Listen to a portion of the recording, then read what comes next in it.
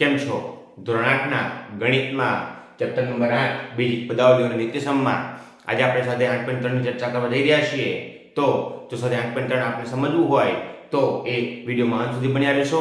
એ ઉપરાંત જો આપણને કોઈ દાખલામાં કોઈ ડાઉટ કે ક્વેરી છે તો કોમેન્ટ કરી જણાવશો, જેથી કરીને આપણે ડાઉટ્સ કે ક્વેરી સોલ્વ કરી શકાય. એ ઉપરાંત જો આપણે વિડીયોમાં નવું કંઈ શીખવા મળે છે, નવું કંઈ જાણવા મળે છે તો પણ કોમેન્ટ કરી જણાવશો, જેથી કરીને અમને આપના માટે આવું સારા સારું કન્ટેન્ટ પૂરું પાડવાનું પ્રોત્સાહન મળતું રહે. અને વિડીયો જો આપને ગમે તો વિડીયોને લાઈક કરવા વિનંતી, મિત્રોને શેર કરવા વિનંતી, અને જો આપ ભવિષ્ય ચેનલ પર નવા છો તો ચેનલને સબસ્ક્રાઇબ કરી બાજુમાં બેલ આઇકન દબાવી દેવું, જેથી કરીને આપને મારા નવા વિડીયોની અપડેટ્સ મળતી રહે. વધારે સમય ન બગાડતા આપણે સ્વાધ્યાય 8.3ના દાખલા પહેલાની ચર્ચા કરીએ છીએ. સ્વાધ્યાય 8.3નો પહેલો દાખલો જે છે કે નીચેની પદાવલીઓની દરેક જોડ માટે ગુણાકાર મેળવો. આપણને જે પદાવલીઓ આપેલી છે એનો આપણે ગુણાકાર કરવાનો છે. પણ આપણે જોઈશું 8.2માં બંને એક પદનો ગુણાકાર હતો, અહીંયા એક પદનો દ્વિપદની સાથે ગુણાકાર છે. તો કેવી રીતના ગુણાકાર થાય આપણે જોઈએ. ખૂબ જ સહેલા દાખલા છે, પણ મેઇન વસ્તુ જે છે એ પણ સમજવાની જરૂર છે. તો સૌથી પહેલા 4p અને q + r નો ગુણાકાર છે. તો ખરેખર આ ગુણાકાર આવો થશે 4p એને ગુણ્યા આખો કૌંસ આપણે મૂકીશું q + r દ્વિપદી. હવે ગુણાકાર કરીએ તો થશે 4p ગુણ્યા q વત્તા છે એટલે વત્તા 4p ગુણ્યા r, એટલે કે 4p નો ગુણાકાર q સાથે પણ થશે અને 4p નો ગુણાકાર r સાથે પણ થશે. એટલે કે એક પદ જે છે એનો ગુણાકાર દ્વિપદીના બંને પદ સાથે થશે. હવે અહીંયા ગુણાકાર કરીએ તો થશે 4pq વત્તા 4pr. આ દાખલાની ગણતરી થાય છે. ખૂબ જ સહેલા દાખલા છે, પણ સૌથી પહેલા આ સ્ટેપ મૂકવાથી આપણી માટે દાખલો ઈઝી થઈ જશે. અને જે કૌંસની બહાર એક પદ છે એ એક પદનો ગુણાકાર બંને પદ સાથે થશે. આ વસ્તુ આપણે યાદ રાખવાની છે. દાખલો બીજો છે ab અને a ઓછા b. તો સૌથી પહેલા આપણે ab ગુણ્યા કૌંસમાં a ઓછા b. હવે ab નો ગુણાકાર થશે a સાથે, માઈનસ છે એટલે માઈનસ લખશું. ab નો ગુણાકાર થશે b સાથે. હવે a બે વખત છે એટલે થશે a નો વર્ગ b ઓછા અહીંયા થશે ab નો વર્ગ. તો આ રીતના દાખલાની ગણતરી થાય છે. ફરી એકવાર ખૂબ સહેલો દાખલો છે, પણ મેં કીધું એમ સ્ટેપ મૂકતા આપણને આવડે એટલે ખૂબ જ સહેલા દાખલા છે. ત્રીજો દાખલો છે a + b અને 7a² b². જ્યારે આવું બને ત્યારે સૌથી પહેલા એક પછી આગળ લઈ લેવાનું, બીજું કશું જ કરવાનું નથી. તો 7a² b² એને ગુણ્યા કૌંસમાં a + b. હવે 7a² b² નો ગુણાકાર થશે a સાથે, વત્તા છે એટલે વત્તા 7a² b² નો ગુણાકાર થશે b સાથે. હવે જવાબ કરીએ તો અચલ પદ એમ નામ રહેશે, કારણ કે બીજું કોઈ અચલ પદ આપેલું નથી. a² હતા અને એક બીજો આવ્યો એટલે થશે a ની 3 ઘાત અને b નો વર્ગ એમ નામ રહેશે, વત્તા 7a² એમ નામ રહેશે અને b ની થશે 3 ઘાત, કારણ કે b² હતો અને ગુણાકારમાં બીજો એક b આવે છે એટલે ઘાતનો સરવાળો થાય. હવે ચોથો દાખલો છે, એમાં પણ 4a આગળ લેશું, એને ગુણ્યા કૌંસમાં a² ઓછા 9, એટલે કે 4a નો ગુણાકાર થશે a² સાથે, માઈનસ એટલે માઈનસ 4a નો ગુણાકાર થશે 9 સાથે. હવે અહીંયા 4a જે છે a હતો અને a² આવ્યા એટલે 4a ની 3 ઘાત માઈનસ. હવે અહીંયા અચલ પદ છે, અહીંયા પણ અચલ પદ છે. તો આપણે જાણીએ છીએ ગુણાકારમાં અચલ પદનો અને ચલ પદનો ગુણાકાર થાય છે. તો 9 ચોક થશે 36 અને અચલ જે છે એ એમ નામ રહેશે. તો જવાબ આવશે 4a ની 3 ઘાત ઓછા 36a. તો આ રીતે દાખલાની ગણતરી થાય છે. ખૂબ સહેલો દાખલો છે. હવે પાંચમો દાખલો જે છે એમાં આપણે જોઈએ તો અહીંયા 0 ગુણ્યા pq વત્તા qr વત્તા rp. સિમ્પલ વસ્તુ છે, કોઈ પણ સંખ્યાનો ગુણાકાર 0 સાથે હોય જવાબ 0 થઈ જાય એટલે આનો જવાબ 0 જ સીધો થશે. બરાબર, એટલે આપણે જવાબ મૂકીશું 0. તો આ રીતના દાખલાની ગણતરી થાય છે. આ એક સ્ટેપ વધારવું હોય તો વધારી શકાય છે કે 0 નો ગુણાકાર pq સાથે વત્તા 0 નો ગુણાકાર qr સાથે વત્તા 0 નો ગુણાકાર rp સાથે, પણ જવાબ તો મૂળ અંતે શું આવશે? 0 જ આવશે, એટલે ડાયરેક્ટ 0 લખેલો છે. તો આ રીતના દાખલાની ગણતરી થાય છે. ખૂબ જ સહેલા દાખલા હતા. ફરી એકવાર મેઇન વસ્તુ ઇમ્પોર્ટન્ટ છે, એક છે એક પદનો દ્વિપદ સાથે ગુણાકાર, એટલે એક પદ જે છે એ દ્વિપદના બંને પદ સાથેનો ગુણાકાર થાય છે. આ વસ્તુ ધ્યાનમાં રાખવાની છે. તો અહીંયા 8.3 નો પહેલો દાખલો પૂર્ણ થાય છે. હવે આપણે દાખલા નંબર 2 ની ચર્ચા કરીએ. દાખલા બીજા છે કોષ્ટક પૂર્ણ કરો. તો આપણને કોષ્ટક આપ્યો છે, પ્રથમ પદાવલી, બીજા પદાવલી અને એનો ગુણાકાર આપણે કરવાનો છે. ખરેખર દાખલો ગણવો પડે પણ આપણે કોષ્ટક પૂર્ણ કરવાનો છે, તો હું તમને ઈઝીલી સમજાવી દઉં છું.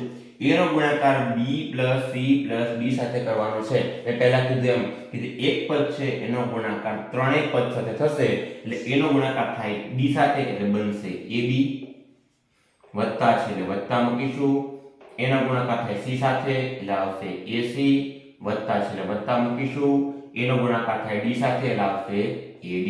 તો આ રીતના ગુણાકાર થશે અને કોષ્ટક આટલા પૂર્ણ કરવાનો છે. અહીંયા એક પદ અહીંયા છે, બીજું પદ અહીંયા છે, તો આપણે અહીંથી ગણતરી કરશું. 5xy જે છે એનો ગુણાકાર પ્રથમ x સાથે થાય, એટલે 5xy છે, એક x છે બીજો x આવશે એટલે બનશે 5x2y, પ્લસ છે એટલે આવશે પ્લસ 5xy છે એનો ગુણાકાર થશે y સાથે, એક y છે ને બીજો y આવ્યો એટલે થશે 5x નો xy નો વર્ગ, કારણ કે x એમ નામ રહેશે અને y બે વખત થશે એટલે y નો વર્ગ થશે. અને -5 છે એટલે માઈનસ મૂકીશું, 5xy નો ગુણાકાર 5 સાથે કરીએ એટલે બે અચળ પદ 55 થશે 25 અને xy રહેશે એમ નામ, એટલે આ રીતના ગુણાકાર થશે. ત્રીજો દાખલો છે p 6p નો વર્ગ ઓછા 7p વત્તા 5. તો p જે છે એનો ગુણાકાર ત્રણેય પદ સાથે થશે, તો 6p નો વર્ગ છે, બીજો p આવ્યો એટલે થશે 6p ની 3 ઘાત માઈનસ એટલે મૂકશું માઈનસ 7p છે અને p આવ્યો એટલે થશે 7p નો વર્ગ, પ્લસ છે મૂકીશું પ્લસ 5 નો ગુણાકાર p સાથે કરીએ એટલે 5p.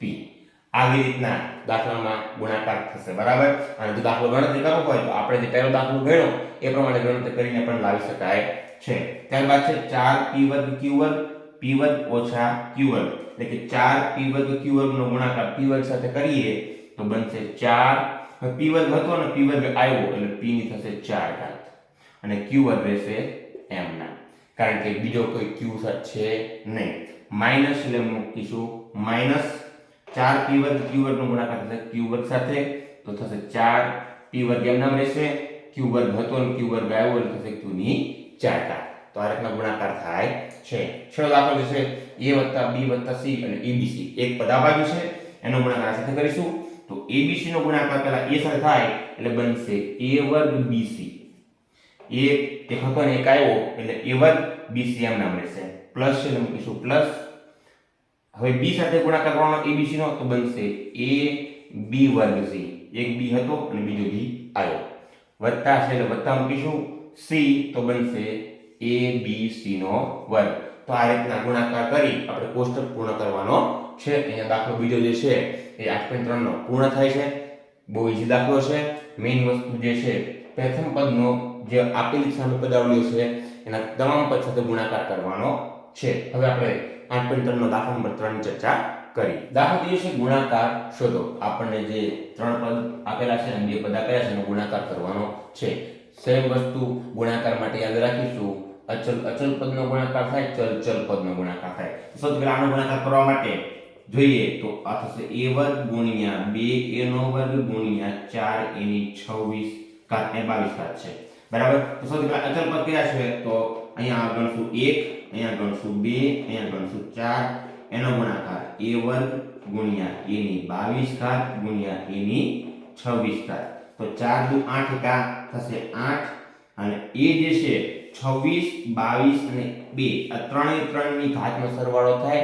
એટલે ઘાત ઘાતાંકના નિયમ મુજબ આધાર સરખો હોય, ઘાત સરખી હોય કે અલગ અલગ હોય, વચ્ચે ગુણાકારનો સંબંધ હોય તો ઘાતનો સરવાળો થાય. તો 26 ને 22 થશે 48 ને 2 થશે 50, a ની 50 ઘાત, બરાબર. તો જવાબ આવશે 8 a ની 50 ઘાત. આ રીતના દાખલાની ગણતરી થાય છે. દાખલો સહેલો છે પણ મેં કીધું એમ સ્ટેપ ભલે વધુ હોય, આપણે એક જ વસ્તુ યાદ રાખવાની, ચલનો ગુણાકાર અચલનો ગુણાકાર, પણ ચલ સમાન હોવા જોઈએ. દાખલો બીજો છે. અહીંયા આપણે સૌથી પહેલા અચલ પદ બાજુમાં લઈ લઈએ તો 2 એને ગુણ્યા થશે -9/10, એને ગુણ્યા xy, એને ગુણ્યા થશે x2 y2. હવે ખાસ યાદ રાખીશું જ્યારે અપૂર્ણાંક આપેલો હોય ત્યારે છેદ ઉડતા હોય તો છેદ ઉડાડવાના છે. તો 3 ના ઘડિયામાં આપણે 9 આવે જાણીએ છીએ. 3 તરી થશે 9 અને 2 પંચા 10 એટલે ઉપર વધશે -3/5 આટલું વધશે અને અહીંયા x વર્ગ હતો એ જો x આવ્યો એટલે થશે x ની 3 ઘાત, y વર્ગ હતો અને 1y આવ્યો એટલે y ની 3 ઘાત. તો આ રીતે દાખલાની ગણતરી થાય છે. ખૂબ સરળ દાખલો છે. મેં અહીંયા ધ્યાન રાખવાનું છે જો છેદ ઉડતો હોય તો છેદ ઉડાડી અને સાદુરૂપ આપીને આપણે જવાબ લખવાનો થશે. ફરી એકવાર x વર્ગ હતો એનો ગુણાકાર x સાથે થશે એટલે x ની 3 ઘાત થશે, y વર્ગ હતો એનો ગુણાકાર y સાથે થશે એટલે y ની 3 ઘાત થશે. તો આ બે દાખલા હતા એ આપણે ચર્ચા કર્યા. હવે દાખલા ત્રીજો અને ચોથો દાખલો જે છે એની આપણે ચર્ચા કરીએ. દાખલા ત્રીજો દાખલો જે છે એ -10/3 q ની t ની 3 ઘાત ગુણ્યા 6/5 p ની 3 ઘાત q. આનો ગુણાકાર કરીએ તો સૌથી પહેલા અચલ પદ બાજુમાં લઈશું એટલે કે -10/3 એને ગુણ્યા થશે 6/5 એને ગુણ્યા p q ની 3 ઘાત એને ગુણ્યા p ની 3 ઘાત q. હવે અહીં છેદ ઉડે છે એટલે ઉડાડીએ તો 3 દુ 6 5 દુ 10 એટલે વધશે -4 2 દુ થશે 4. અને હવે અહીંયા હજી એક સ્ટેપ વધારશું જેથી તમને ખ્યાલ આવે.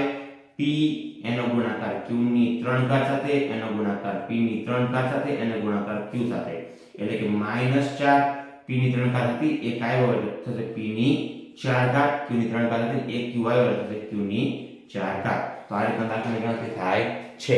ત્યારબાદ ચોથો દાખલો છે એ x ગુણ્યા x નો વર્ગ ગુણ્યા x ની 3 ઘાત ગુણ્યા x ની 4 ઘાત. તમામે તમામ ચલ સરખા છે અને તમામે તમામ ચલ વચ્ચે ગુણાકારનો સંબંધ છે એટલે થશે ઘાતનો સરવાળો. તો 4 ને 3 7 ને 2 9 ને 1 10 એટલે કે x ની 10 ઘાત જવાબ આપણને મળશે. તો આ રીતના દાખલાની ગણતરી થાય છે. ખૂબ જ સહેલા દાખલા છે. 8.3 નો દાખલો અહીંયા પૂર્ણ થાય છે. એ ઉપરાંત આજે આપણે 8.3 માં આ 3 દાખલા રાખીએ છીએ. દાખલા નંબર 4 અને 5 ની ચર્ચા આપણે નેક્સ્ટ વિડિયોમાં કરીશું કારણ કે વિડિયોની લેન્થ બંને દાખલા ગણવા દઈશું તો ક્યાંક ને ક્યાંક વિડિયોની લેન્થ લાંબી થઈ જશે. એટલા માટે આપણે એ નેક્સ્ટ વિડિયોમાં રાખીએ છીએ. આશા રાખું કે 3 દાખલા છે આપણે સમજાઈ ગયા હશે. તેમ છતાં કોઈ ડાઉટ કે ક્વેરી છે તો કોમેન્ટ કરી જણાવશો. અને જો આપણને નવું કંઈ શીખવા મળ્યું હોય, નવું જાણવા મળ્યું હોય તો પણ કોમેન્ટ કરી જણાવશો જેથી અમને પ્રોત્સાહન મળતું રહે અને આપણા માટે આવું સારું પણ પૂરું પાડતા રહીએ.